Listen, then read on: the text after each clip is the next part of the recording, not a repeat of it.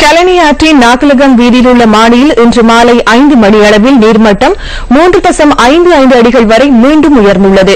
இந்த தற்காலிக அதிகரிப்பு இன்று இரவு வேளையில் குறைவடையலாம் என நீர்ப்பாசன திணைக்களம் நம்பிக்கை வெளியிட்டது.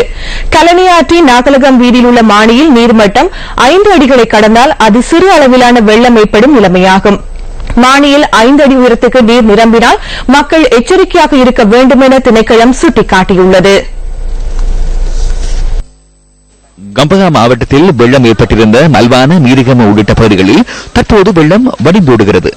கடும் மழையால் ஏற்பட்ட அனர்த்தங்கள் காரணமாக கம்பஹா மாவட்டத்தில் 8 பேர் உயிரிழந்ததாக இடர் முகாமைத்துவ நிலையம் தெரிவித்தது.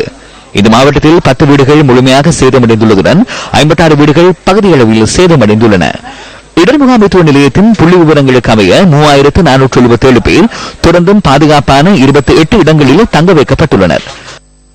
புத்தளம் மாவட்டத்தில் ஏற்பட்டிருந்த வெள்ளமும் பெரும்பாலும் வடிந்தோடியுள்ளது. கடும் மழையால் ஏற்பட்ட அனர்த்தங்களில் புத்தளம் மாவட்டத்தில் 4 பேர் உயிரிழந்தனர்.